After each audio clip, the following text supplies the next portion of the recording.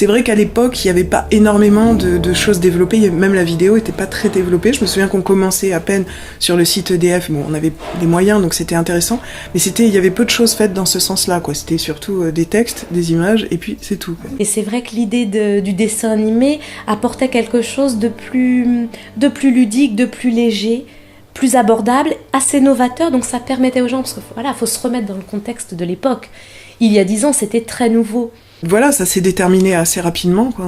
On s'est dit, c'est le bon prestataire. C'était comme un coup de foudre, quoi. Il fait les choses qu'on attend, c'est ce qui nous plaît, c'est pas très cher, allons-y. Alors en fait, le problème, c'était le passage à l'euro. C'est que les gens avaient du mal à se faire à l'euro. C'était pas, de toute façon, les clients d'EDF, c'était pas les seuls, puisqu'ils comprenaient pas bien. Sur leur facture, ils avaient à la fois le montant en francs et le montant en euros, puisque c'était l'époque en 2001 où on habituait les gens à passer à l'euro. Donc il y avait à la fois le franc et ce que ça faisait en euros, le double affichage. C'est-à-dire qu'ils faisaient leur chèque comme si c'était le montant de l'euro, mais en francs. Donc ce qui faisait beaucoup moins cher, évidemment. Deuxièmement, c'était dans le cadre de l'ouverture du marché français de l'électricité. Donc c'était important, il y avait aussi une autre façon de s'adresser au public, puisque après il y avait une mise en concurrence qui n'existait pas avant. Donc on était parti, si je me souviens bien, à l'époque sur des choses très textuelles, quoi, d'expliquer une information un petit peu conventionnelle, et on s'est dit que c'était un petit peu tristouné de présenter les choses comme ça, et que c'était pas forcément d'ailleurs la meilleure manière pour faire passer le message auprès des internautes. Et donc on s'est dit, cherchons autre chose, quoi. Donc moi, j'ai regardé sur internet ce qu'il y avait, et j'ai trouvé, un peu par hasard, faut le dire, des dessins animés qui correspondaient à la première série que Trois Toons avait fait pour un client.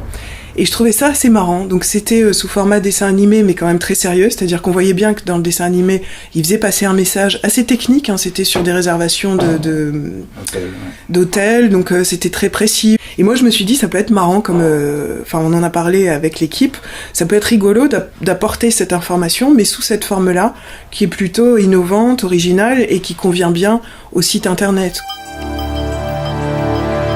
En tout cas, ça s'est déterminé assez vite que c'était un prestataire qui semblait l'un des seuls. Enfin, moi, je voyais pas trop d'autres choix.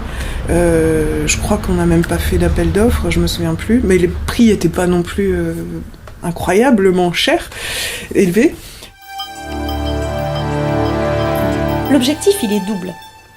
Il n'est pas uniquement d'expliquer aux particuliers ce qui va se passer. Bien sûr que c'est un objectif prioritaire, mais il y avait aussi un objectif d'image pour EDF, puisque le fait de faire quelque chose d'assez novateur, ça donnait cette image de modernité, et ça contribuait à l'objectif d'image qu'avait nécessairement besoin de développer EDF, du fait du contexte de l'ouverture de l'électricité à la concurrence. Le film, ça correspondait tout à fait à nos attentes, c'est-à-dire qu'on a posé la problématique, Trois Toons a très bien compris et a travaillé sur un épisode. On a travaillé en découpant le scénario, avec des synopsis pour être bien d'accord sur ce qu'on mettait ou pas. Après, c'est des histoires pour que ça soit bien politiquement correct, que ça réponde à notre attente, voilà, des choses comme ça.